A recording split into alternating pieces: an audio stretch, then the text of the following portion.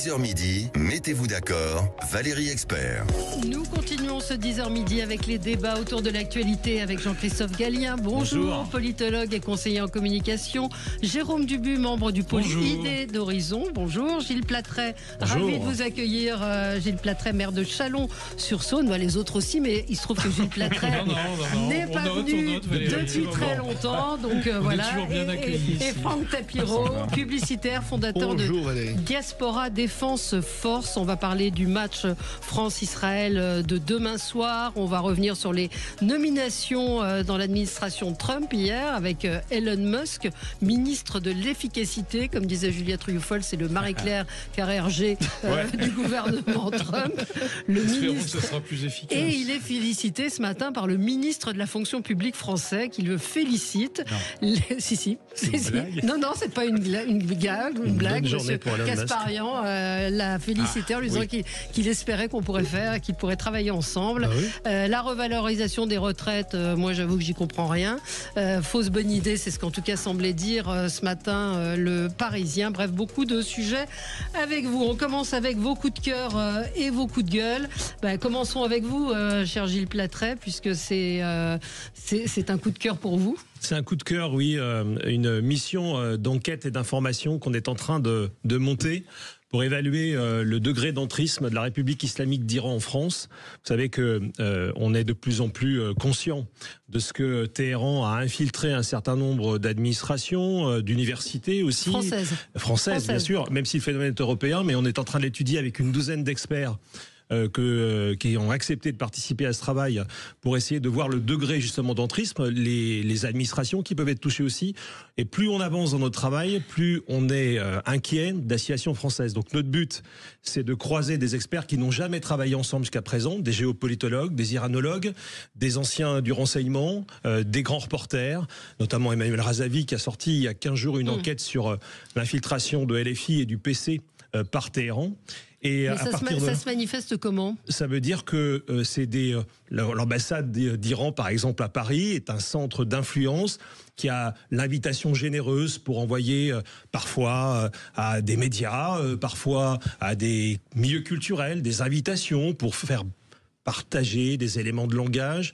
Et petit à petit, on retrouve dans le domaine politique, culturel, administratif français, des mots d'ordre qui sont conçus à Téhéran. Donc ce qu'on veut faire, nous, c'est mettre le lien entre les deux. Ça paraît vertigineux. Mais vous savez, on va parler de France-Israël tout à l'heure, mais ce qui s'est passé à Amsterdam n'est pas étranger au corps des gardiens de la Révolution, puisque sur la chaîne Telegram d'Al-Quds, qui est la force extérieure, on avait des échanges précis sur ce qui se passait à Amsterdam. Donc en fait, notre boulot sera celui-ci, avec des experts indépendants. C'est pas contre l'action gouvernementale. Le cabinet de M. Retailleau est évidemment prévenu et informé de ce qui se passe, mais nous l'avons fait avec des gens qui n'ont pas aujourd'hui de lien directement avec la politique et qui vont rendre un rapport à l'horizon du printemps prochain pour éclairer l'opinion et, souhaitons-le, les gouvernants. Si un jour une commission d'enquête parlementaire pouvait naître là-dessus, je crois que le contexte politique est compliqué, mais en tout cas, elle aura la matière, la base pour pouvoir réfléchir et avancer, parce que c'est un vrai problème de souveraineté, c'est un problème d'entrisme et donc de déstabilisation des institutions de la France. Mettez votre gilet par Bravo. Oui, vous avez. Il y a un risque, oui, bien sûr. On le sait. Vous avez un risque. Il y a un risque, et toutes les personnes qui viennent dans cette commission assument ce risque. On pense aujourd'hui qu'il y a. D'abord, certaines sont d'origine iranienne. Elles ont fui la révolution, ou leurs parents ont fui la révolution. Certains ont été massacrés sur place, donc elles savent exactement ce que des alliances contre nature entre les islamistes d'un côté et parfois des forces d'extrême gauche de l'autre peuvent faire. On en a une illustration terrible en 79 en Iran.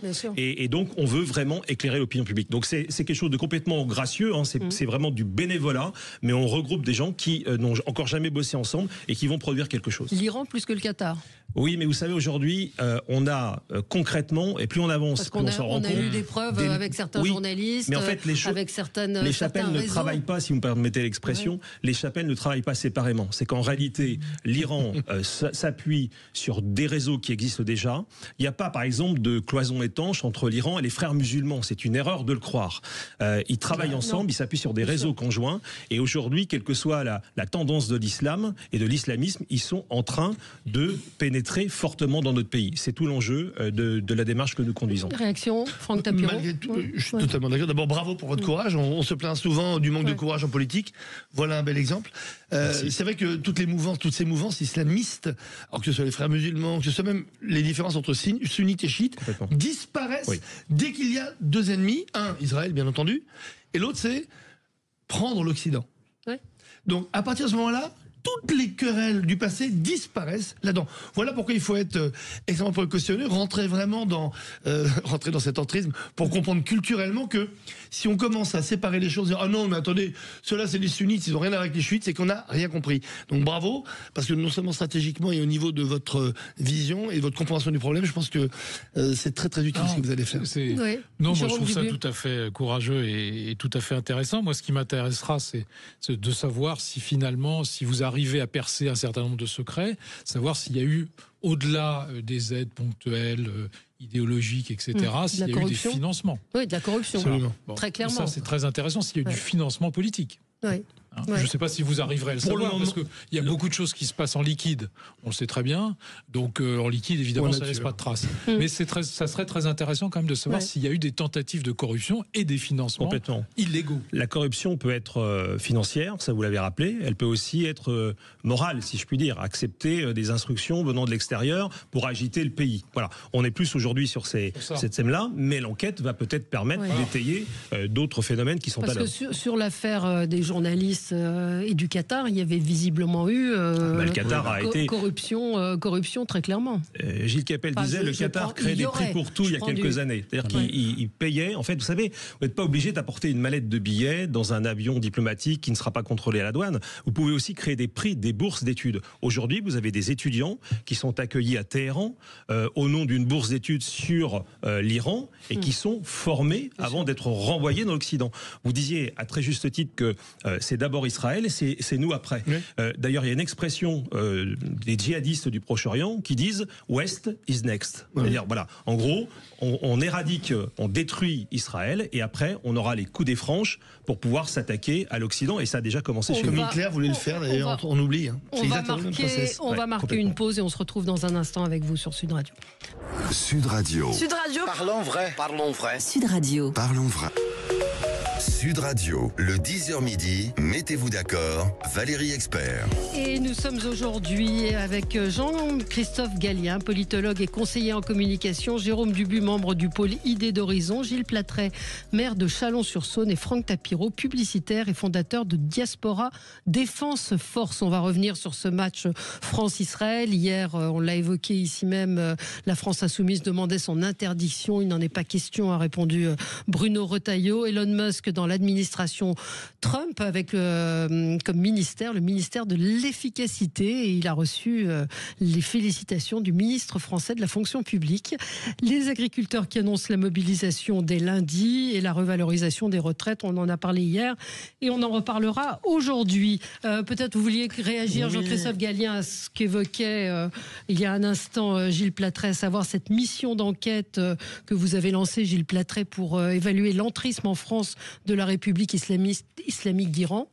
Oui, je crois que c'est une initiative extraordinaire. Maintenant, ce qui est terrible, c'est que quand on voyage un peu à travers le monde, et notamment dans cette zone-là, dans cette guerre d'information, dans cette guerre à la dire de maîtrise de la conversation, de cet entrisme finalement qui est permanent, il n'y a pas évidemment, on cible l'Iran, d'autres pays, on a parlé du Qatar, on peut parler... Bon, tout ça est interpénétré, notamment avec les alliances nouvelles entre Iran, par exemple, Russie, Chine, Corée du Nord. C'est un ensemble qui travaille beaucoup et qui partage d'ailleurs ses moyens dans d'autres zones du monde, ses moyens d'influence, comme ça. Alors nous, on est une cible. Alors c'est vrai que c'est difficile de penser qu'on est une cible, mais on est une cible. Alors ce qui est terrible pour moi, c'est qu'à l'inverse, si vous voulez, on ne cible que très peu de gens. C'est-à-dire que nos services à nous d'influence, notre capacité d'aller impacter la conversation, d'aller faire de l'entrisme médiatique, universitaire, je ne sais quoi, en République islamique d'Iran, ce qui est tout à fait possible aujourd'hui, ou dans d'autres pays, est assez faible. On a une forme de neutralité interventionnelle qui est assez incroyable. Et ça me permet de raconter, d'ailleurs aujourd'hui, c'est une petite histoire, parce que l'Iran, c'est évidemment, voilà, c'est ce qu'on sait de l'Iran aujourd'hui, c'est un pays dont le régime est largement contesté par... Il n'y a pas de sondage, et les sondages se trompent, on l'a vu aux États-Unis comme en France très récemment, ils sont perdus aujourd'hui, ils n'arrivent plus à saisir quoi que ce soit du réel, mais la réalité on la connaît, 95% des gens sont contre ce régime. Donc c'est un pays qui est à la limite de la rupture entre une élite qui est une élite qui a le pouvoir depuis maintenant un certain nombre d'années, qui maîtrise la totalité de l'économie ou des flux économiques qui vont et qui viennent de ce pays vers l'extérieur, notamment vers nous. C'est une autre influence, notamment des flux aussi, exactement, bien sûr, 20% du trafic mondial de cocaïne. Et nous, on regarde passer. Alors c'est encore pire. Ceux que vous citiez tout à l'heure, qui sont pour certains infusés peut-être, je pense notamment aux féministes, oublient toujours. Et il y a une petite anecdote terrible. Il y a une jeune fille de 16 ans qui s'est suicidée récemment, parmi d'autres. Pourquoi ? Parce qu'elle ne respectait pas des obligations de tenue, elle dansait, elle chantait, elle s'habillait en jean. Alors ce qu'elle avait comme particularité, cette petite fille, c'est qu'elle était d'origine afghane et qu'elle avait fui l'Afghanistan, dont ces féministes et tous ces gens là aussi oublient de raconter ce qui se passe en Afghanistan. On oublie tout le temps. Certains se sont coupés les cheveux comme ça de temps en temps, mais c'est tout. On a peu de voix. Alors beaucoup de voix à Gaza, certainement tant mieux, d'autres ailleurs et ainsi de suite. Mais là, on manque un peu de courage, je pense, notamment quand on est défenseur des femmes ou défenseur, je sais pas comment on dit, défenseuse ou défenseur aujourd'hui. Mais la réalité, c'est que voilà, elle était partie. Et en Iran, elle n'a pas les mêmes droits que les Iraniens. Alors elle vit encore dans un autre ségrégation. Alors elle est une femme musulmane et elle est une femme musulmane afghane et donc à ce moment-là elle devient encore plus ségrégée. Donc si vous voulez, on est dans un contexte qui fait que nous on se laisse finalement pénétrer par nos journalistes, par des gens ainsi de suite, l'académique. C'est classique, quand on veut influencer un pays, on passe par tous ces intervalles-là. On rentre comme on peut dans un pays et notamment par l'académique, mais aussi le politique, disons-le clairement. On découvre rien. Vous le disiez tout à l'heure. Comment a-t-on fait pour faire des accords avec le Qatar à une époque? C'est pas M. Macron, c'est pas M. Hollande. Voilà, il y a eu des relations qui ont été fortes. Le Paris Saint-Germain est devenu un club qatari. On s'en félicite parce que finalement, pendant des années, ça a permis ça. M. Neymar, M. Messi sont arrivés comme des cadeaux faits à la France dans un contexte géopolitique où il fallait pour le Qatar sortir d'un isolement par rapport à l'Arabie Saoudite. Vous voyez, on est dans les enjeux géopolitiques. On ne découvre rien. Non mais attendez. Mais on ne découvre. Bien sûr, quand je dis ça, c'est parce que je ne veux pas parler des sujets de fond. Oui, mais juste pour finir, évidemment que ça va plus loin que la fiscalité, que la possibilité de reprendre des parts de capital d'entreprises stratégiques est forcée. Mais on ne découvre rien. Là où j'en veux surtout à nos gouvernants, c'est de rester bras ballants. Alors, il y a une cellule, par exemple, aujourd'hui, à la Commission européenne, qui travaille sur ce terrain-là.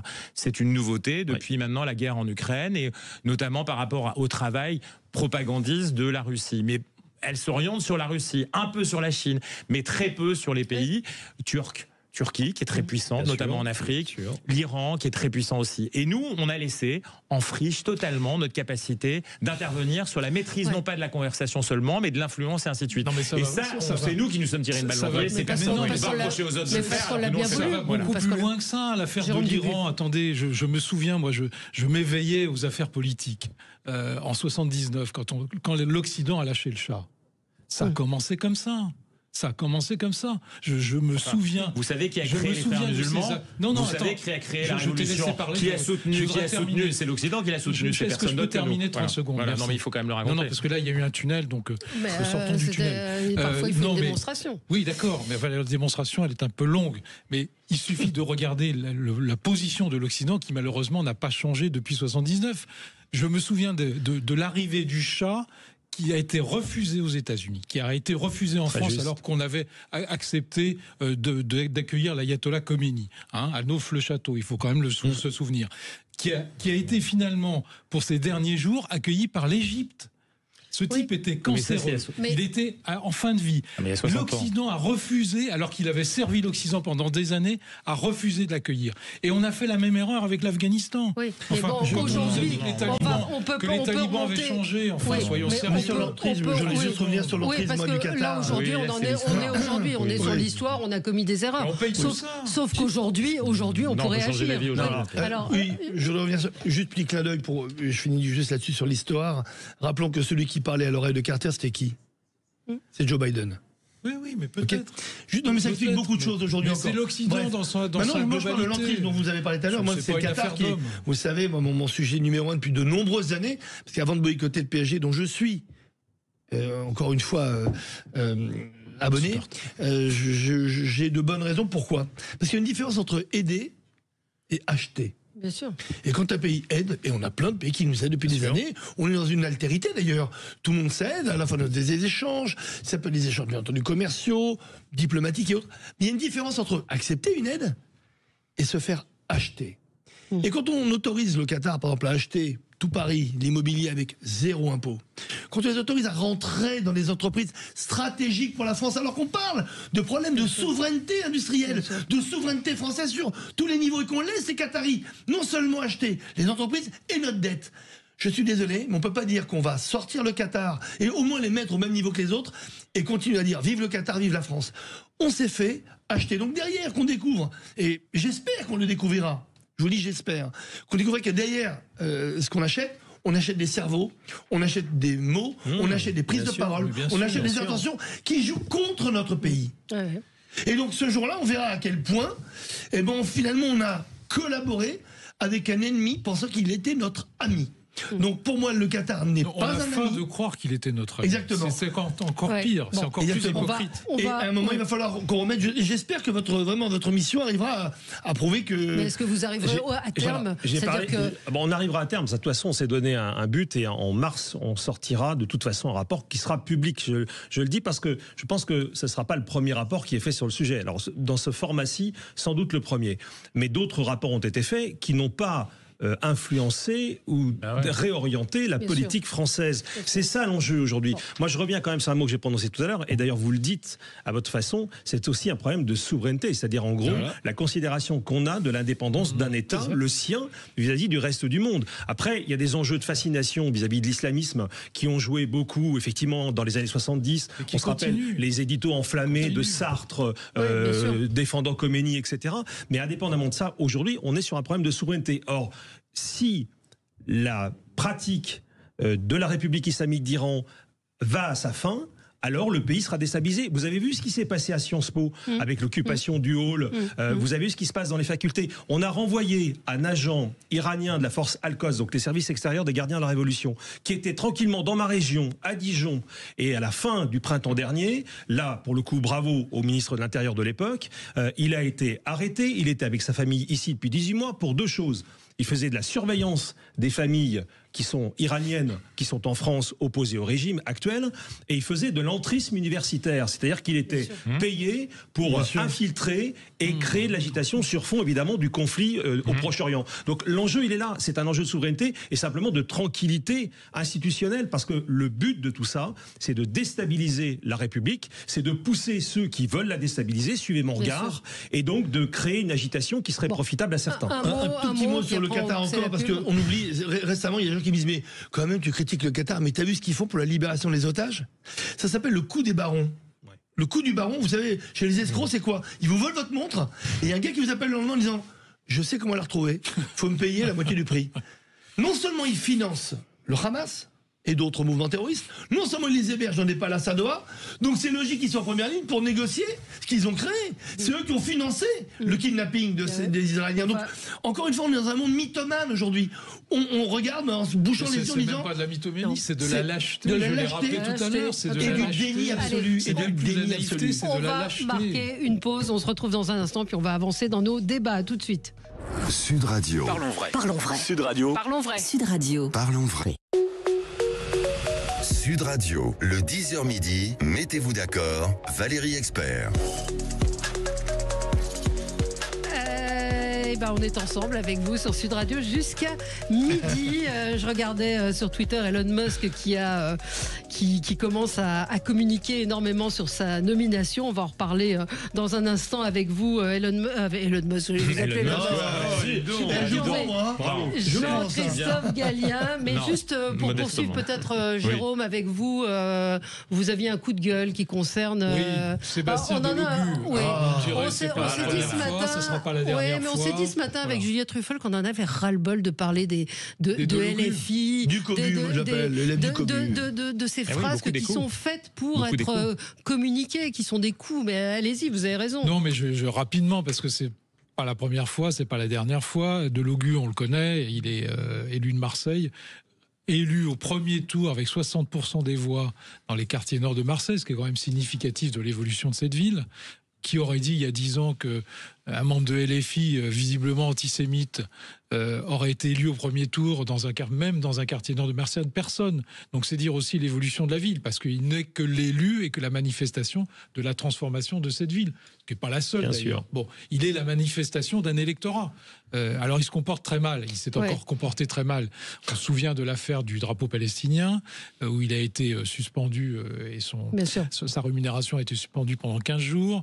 Ça lui a pas servi de leçon. Hier encore, visiblement, il aurait, parce que je le mets au conditionnel, parce que les comptes rendus de l'Assemblée sont contradictoires sur ce sujet-là. Il aurait insulté en la traitant de poubelle. On ne sait pas. C'est pour ça que je mets tout ça au conditionnel. Il aurait dit vous finirez dans les poubelles de l'histoire. Voilà. Alors lui, on aurait entendu tuer une poubelle vis-à-vis d'Aurore Berger qui intervenait, qui faisait une intervention aux questions au gouvernement sur l'affaire d'Amsterdam. Dont on pourra reparler évidemment, une intervention qui condamnait évidemment ce qui s'est passé et qui pointait du doigt les responsabilités très nettes, parce qu'on sait maintenant d'où sont les responsabilités, on en a parlé tout à l'heure. Et M. Delogu l'aurait traité de poubelle ou l'aurait dit vous allez finir dans les poubelles de l'histoire. Et puis, il y a quand même l'intervention de M. Mélenchon hier soir, je ne sais pas si vous l'avez suivi, qui est tout à fait significative, qui renverse la charge de la preuve en disant finalement les victimes c'est nous, ceux qu'on insulte, ceux qu'on met au banc de la société c'est nous et les filles, c'est nous qui avons la vérité parce que finalement nous condamnons le gouvernement de M. Netanyahou, nous condamnons le sionisme et nous sommes absolument pas antisémites. Bon. Évidemment, c'est l'hôpital qui se moque de la charité. Toutes les déclarations de tous les députés ou de tous les élus de LFI, c'est depuis 2, 3 ans, 4 ans, même peut-être un peu plus, vont dans le même sens. Ce sont des déclarations à caractère antisémite et non pas à caractère antisioniste. Alors vous savez ce qu'ils vous répondent, c'est on n'a pas été condamné. Mais parce que personne n'a le courage d'aller jusqu'au bout. Oui, il a été condamné, pas pour ça, pas tout à fait pour ça. Mais personne n'a le courage d'aller jusqu'au bout. Mais c'est insupportable ce qui s'est passé à l'Assemblée hier, ce bordel. Mais bien sûr que c'est insupportable, ce chaos mais c'est organisé. Tous les jours comme ça. Tous les jours comme ça, matin, midi et soir, depuis 2017. C'est comme ça. Mais Laurent, c'est la banalisation. Il ne faudrait vraiment pas qu'on arrive aujourd'hui à trouver ça tellement banal que finalement on l'autorise. Moi je pense qu'il y a une gravité absolue d'autoriser dans une enceinte qui est le symbole de notre République, qui est l'Assemblée nationale, des exactions, je dis bien le mot exaction, pareil. Moi cette immunité parlementaire, à un moment il va falloir qu'on travaille sur le fait que est-ce qu'elle peut pas se lever pour des propos pareils, est-ce qu'elle peut pas se lever pour des gens qui menacent. Il y a des gens qui menacent. Il y a un fichier S à l'Assemblée. Julien Arnaud a un fichier S ultra violent. Et donc ça passe. Il a été élu à 60% de oui, mais ok, mais à force de condamner, à force de tolérer cela et de tolérer l'intolérable, on acceptera l'inacceptable. Donc s'il n'y a pas de verrou à un moment pour bloquer ce genre d'entrisme, de la violence au sein de l'Assemblée, faut pas s'étonner d'avoir une société violente demain. Oui, alors, vous savez, en influence, il y a exactement le processus qui vient d'être décrit. C'est une tactique, comme on parlait tout à l'heure, des Iraniens. Oui. Là, c'est différent. C'est un peu le même système.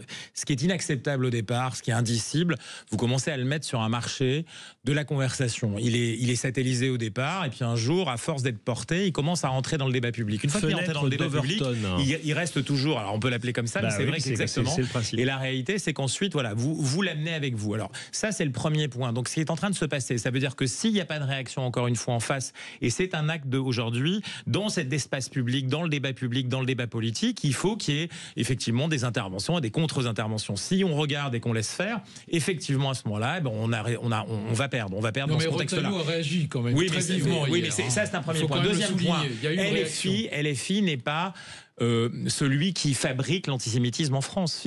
Qu'est-ce qu'ils ont fait?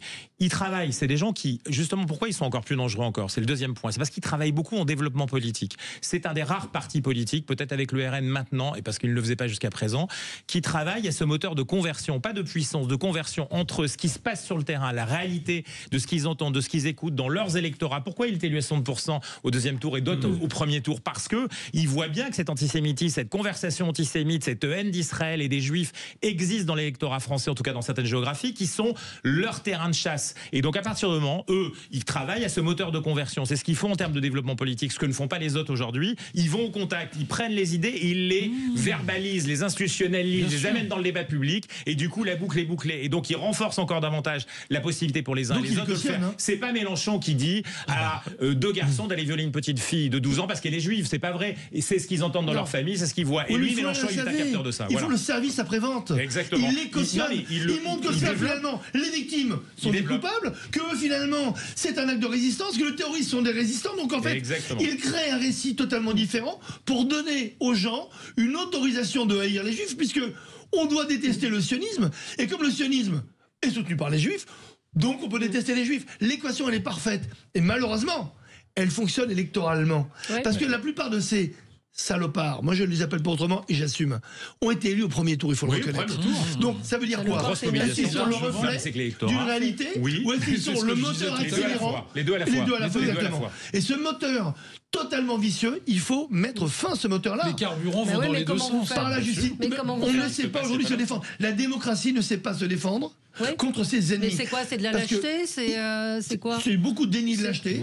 Manque de courage politique. Puisque aujourd'hui ils nous disent en plus, et ils ont raison, électoralement, donc démocratiquement, on a été élus, oui, en utilisant des procédés totalement contre-républicains, totalement contre-démocratiques, et surtout des procédés qui sont légalement répréhensibles, comme la haine des juifs, etc. Donc vous voyez bien que c'est une perversion absolue, mais si on laisse cette perversion faire, on va la banaliser, et elle va se propager à d'autres partis, et on va arriver à un manque de sens absolu, et ne nous étonnons pas que la parole publique n'ait plus de sens aujourd'hui. La démocratie libérale, c'est le meilleur et le plus fragile des systèmes. C'est le meilleur parce qu'effectivement, elle laisse la liberté d'opinion, mais c'est le plus fragile parce qu'elle ne fait pas souvent assez preuve de force pour opposer la force à la force. Et ce que vous êtes en train de décrire les uns et les autres, c'est exactement le phénomène qui est à l'œuvre, c'est-à-dire une espèce d'affaiblissement moral. Alors je ne veux pas jouer les pères la vertu, c'est pas mon sujet, mais quand je parle de morale, c'est de morale politique. Il a été des époques où on n'aurait jamais admis ce qui se passe aujourd'hui. Et je parlais de la fenêtre d'Overton, c'est-à-dire à force d'avoir un bruit de fond, on a déplacé le curseur de l'acceptable et on est maintenant, par rapport à ce qu'on n'aurait pas toléré il y a 10 ans ou 20 ans, on est en plein dans l'inacceptable. Il y a des moyens de faire ça. La loi peut changer. Elle peut par exemple interdire à quelqu'un qui est fiché S de se présenter aux élections. Aujourd'hui, c'est permis. À l'Assemblée nationale, vous avez donc un triple fichier S, mais lorsque quelqu'un vient comme visiteur, se présente à la porte pour assister au débat, s'il est fiché S, il est refoulé. Donc on accepte ce qu'on refuse dans le public, on l'accepte dans l'hémicycle. Ça, et on peut prendre plein d'exemples là-dessus. Moi, je suis aussi quand même, je le dis, alors je suis comme vous scandalisé de l'image terrible que nous donnons de notre fonctionnement démocratique et notamment parlementaire. Je ne parle pas du Sénat, évidemment, où les choses sont plus posées. Je parle de l'Assemblée nationale qui, de surcroît, par rapport à d'autres périodes qui était déjà agité, est aujourd'hui ingouvernable. Donc en fait, c'est des tirs croisés dans tous les sens.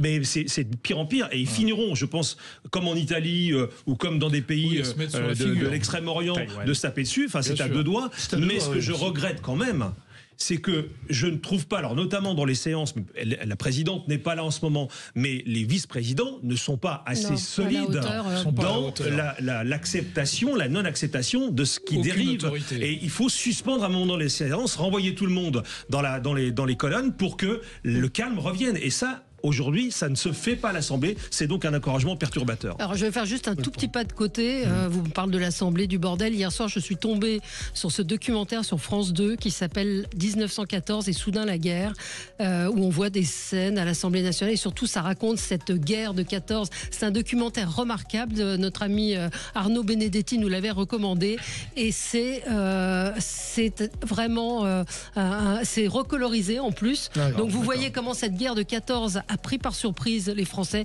qui sont partis, on peut le dire, la fleur au fusil, joyeux et tout, 1 500 000 morts. C'est remarquable. Regardez le replay, ça s'appelle 1914 et soudain la guerre. Vous l'avez vu ? Oui. Formidable. Allez, on se retrouve dans un instant avec vous. On va parler d'Elon Musk. À tout de suite. Sud Radio. Sud Radio. Parlons vrai. Parlons vrai. Sud Radio. Parlons vrai. Sud Radio, le 10h midi, mettez-vous d'accord, Valérie Expert. Voilà, et je vous rappelle que nous sommes le 13 novembre et que le 13 novembre, c'est le triste anniversaire des attentats du Bataclan. Du 13 novembre, on l'oublie, j'en ai pas beaucoup entendu parler ce matin.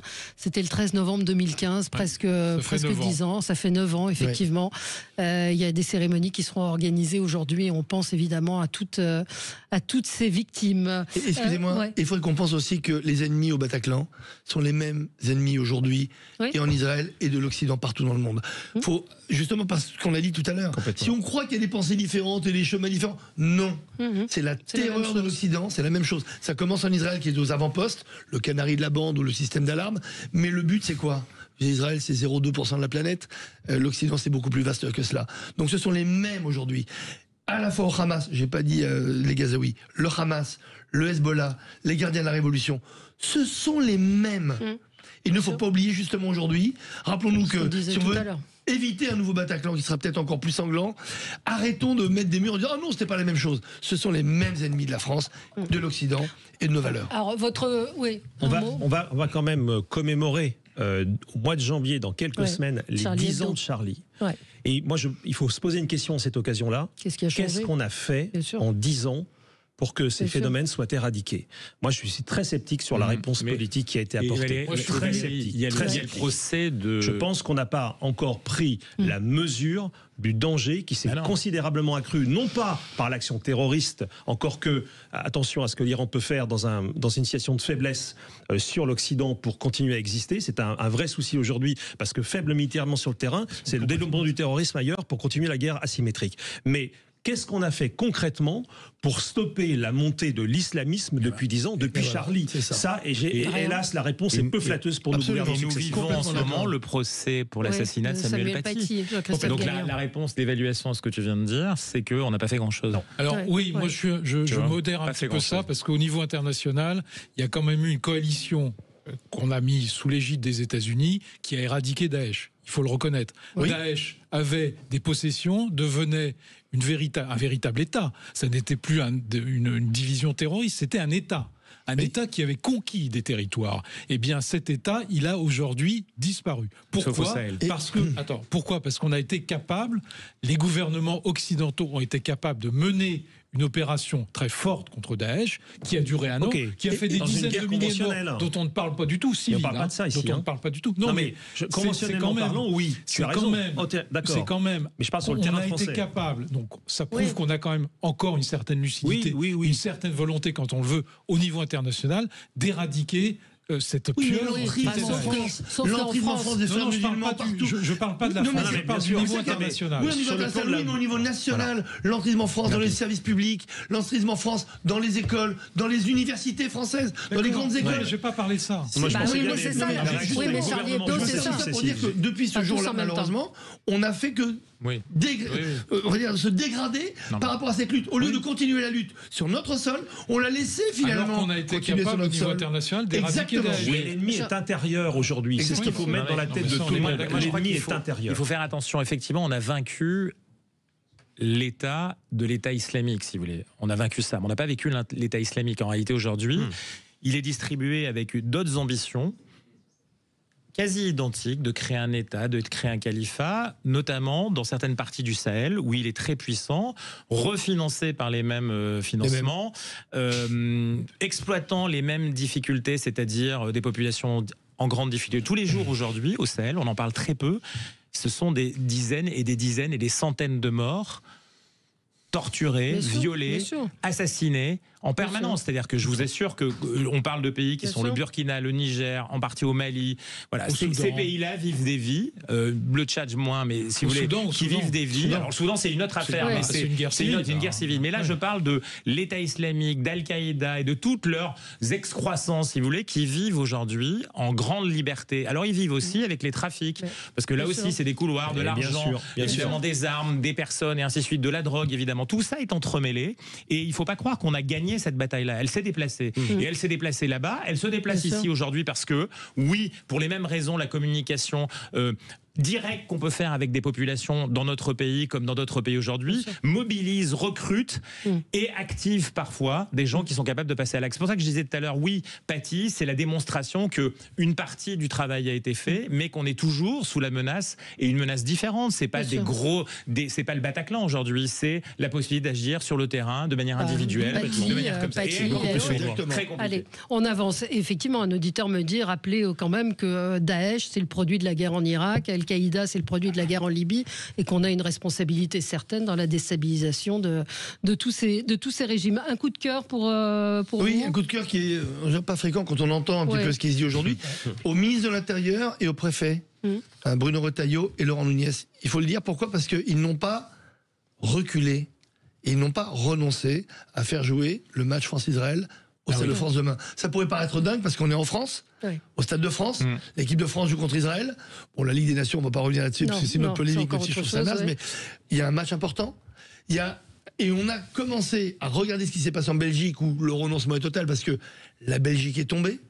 La Belgique a demandé à quelqu'un de réputé antisémite, Orban, d'accueillir l'équipe d'Israël parce qu'ils ont dit, parce qu'il est antisémite, que l'équipe d'Israël serait mieux reçue là-bas. Non mais regardez les incohérences. Le match est très bien passé là-bas, il n'y a eu aucun incident.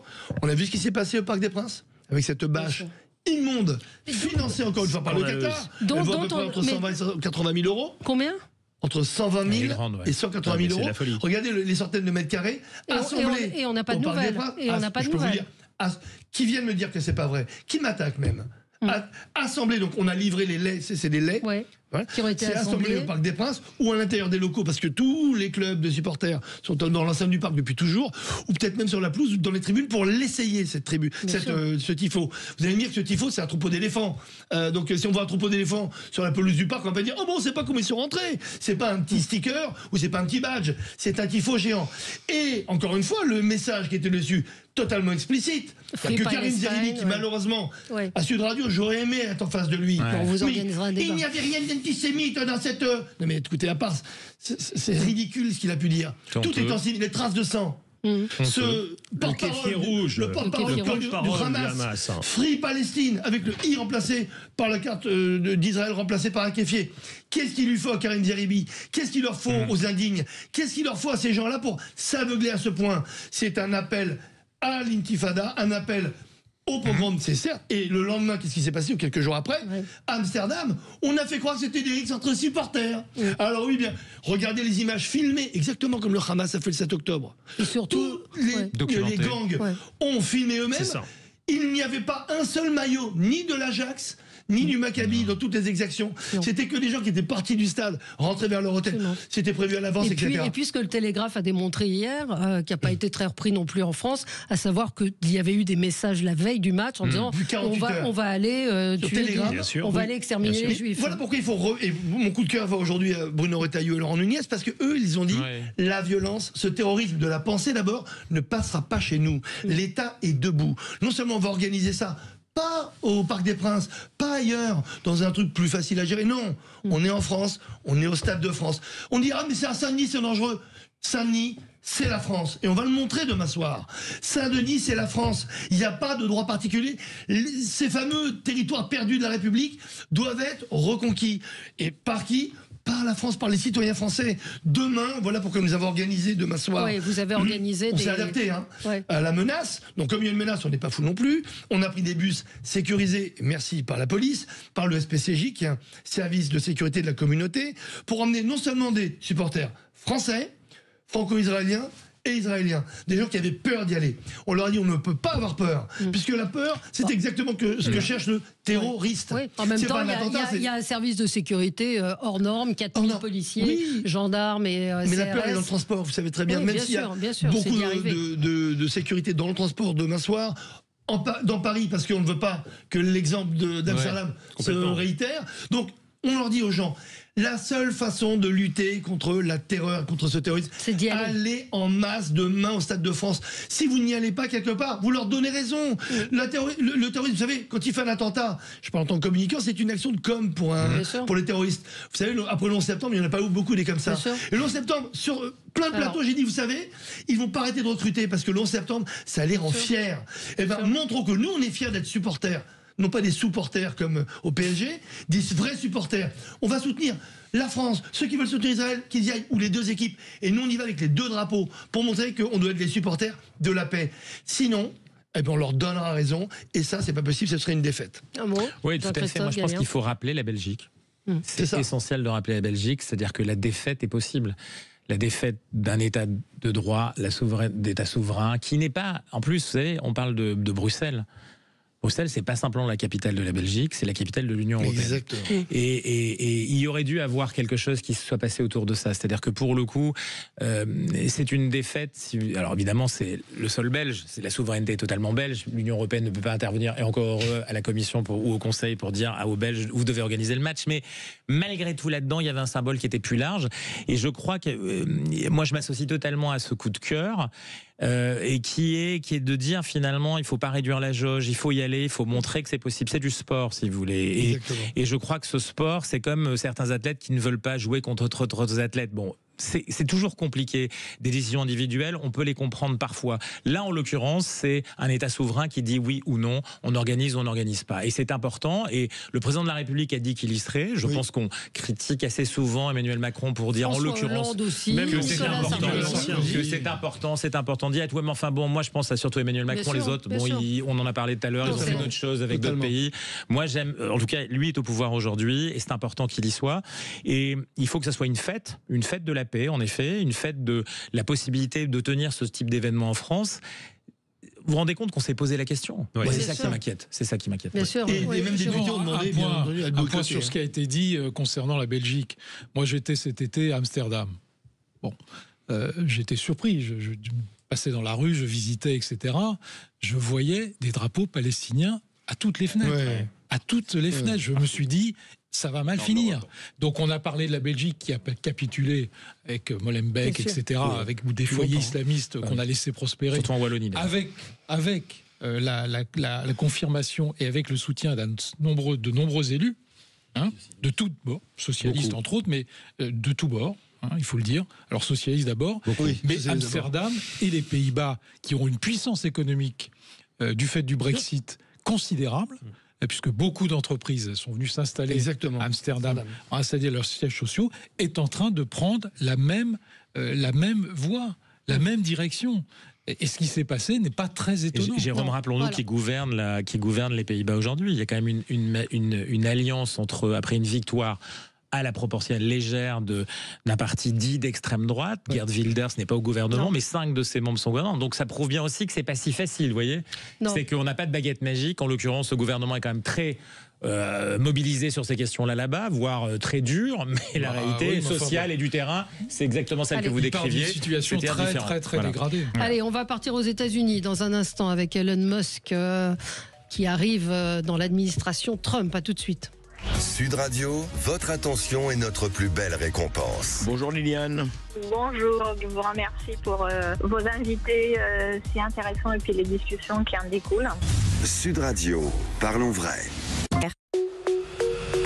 Sud Radio, le 10h midi, mettez-vous d'accord, Valérie Expert. Et on en arrive à votre coup de cœur, Jean-Christophe Gallien. Finalement, on aura fait vos coups de cœur, vos coups de gueule, mais c'est pas plus mal. Je trouve qu'on casse le conducteur, et c'est souvent le cas ici.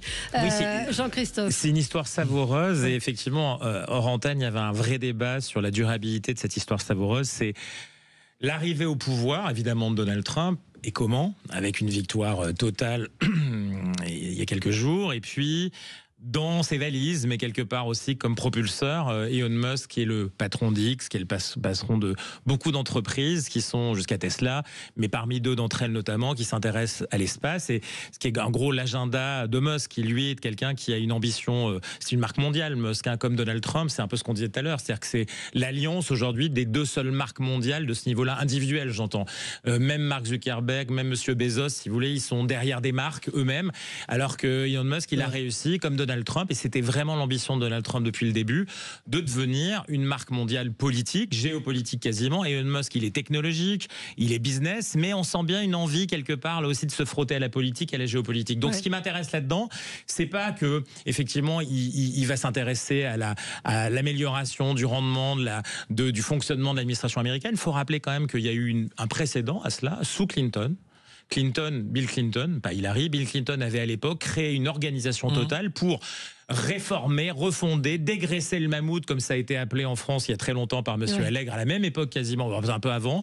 La réalité, c'est que Clinton l'avait fait. Il avait en grande partie démantelé des services publics, compressé des services qui étaient pléthoriques, ainsi de suite. Donc là, il y a pas quelque chose qui n'est pas tout à fait nouveau, mais qui m'intéresse moi, par non pas le conflit, mais l'alliance aujourd'hui de ces deux marques mondiales qui s'associent pour l'instant, qui se composent pour l'instant. On voit bien qu'il y a eu quelque chose qui a été un deal de quelqu'un qui venait de chez Hillary Clinton, hein, Elon Musk, hein, c'est très clair, qui n'est pas là simplement pour que SpaceX ait plus de contrats, que pour sa constellation satellitaire bénéficie davantage d'aide du point de vue de la NASA, parce qu'aujourd'hui, il a démontré qu'il est un des rares. Il a intervenu en Ukraine quand le système, encore une fois, satellitaire avait été hacké par les Russes. Bon.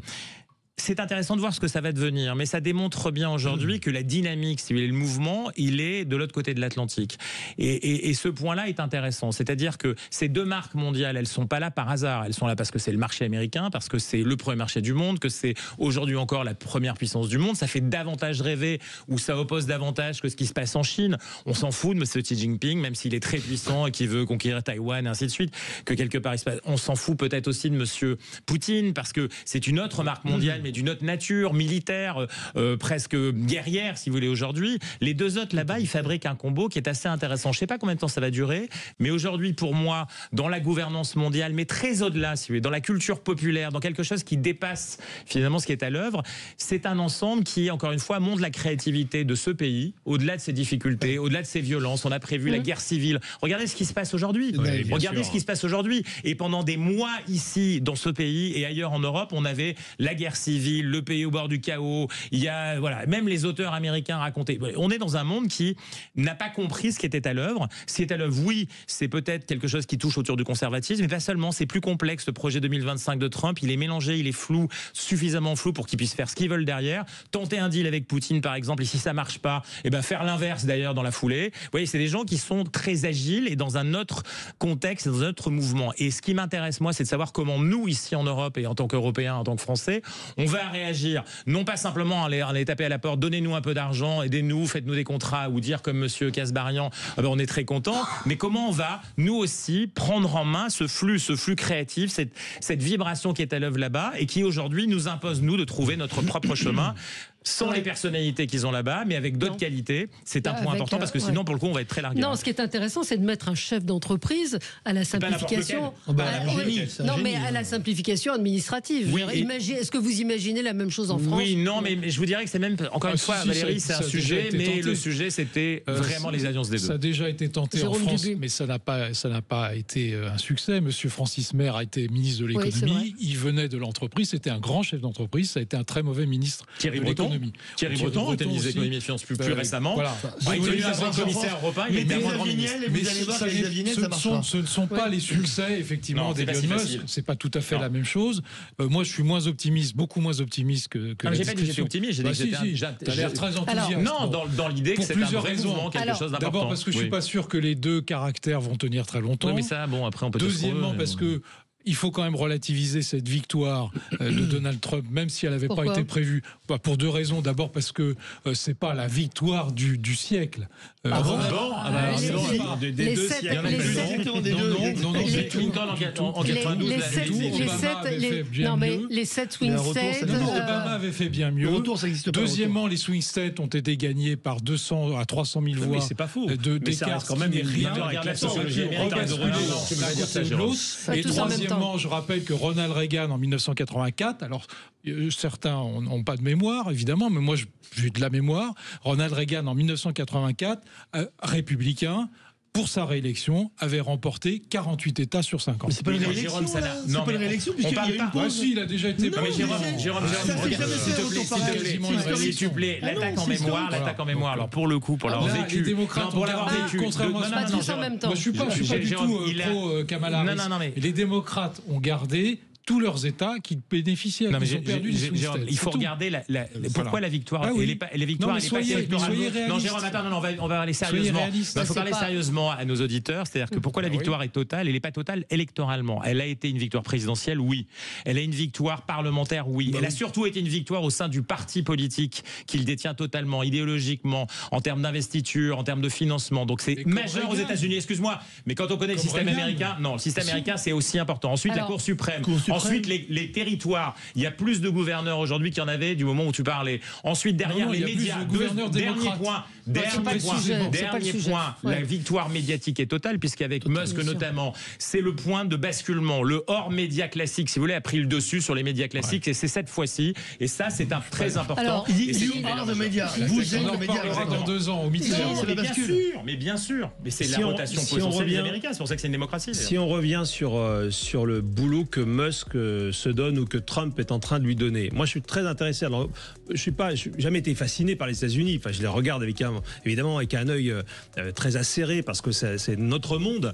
Mais je pense qu'on a aussi nos propres leçons à tirer de notre propre histoire. Voilà, je sais pas. Voilà, il faut toujours garder un peu de distance par rapport aux exemples étrangers. Même si on a le droit aussi de regarder ce qui se passe. Et justement, il y a eu, on en a un peu parlé parce que Trump d'ailleurs l'a écarté. C'était tellement sulfureux. Il y a tous les ans pour l'élection américaine, tous les 4 ans pour l'élection américaine, The Heritage Foundation, qui est un des plus grands think tanks du monde, en tout cas le plus grand think tank conservateur américain, qui lance un rapport qui est daté de l'année de la prise de pouvoir, donc c'est le projet 2025, et qui avait préconisé cette année ils avaient pratiquement donné des listes de noms entiers de fonctionnaires, d'agents fédéraux à dégager en cas de prise de pouvoir. C'était tellement fort que Trump s'en est dégagé, mais ce qui est intéressant, c'est de voir comment Musk va pouvoir reprendre la main et comment nous, peut-être demain, si on veut sortir notre bureaucratie un jour, on devra aussi la reprendre. Ah bah ça, on vous en parlera. Allez, c'est fini pour aujourd'hui. Merci à tous les quatre. Dans un instant, c'est Alexis Poulain qui sera avec vous. Bonne journée. Sud Radio. Parlons vrai. Sud Radio.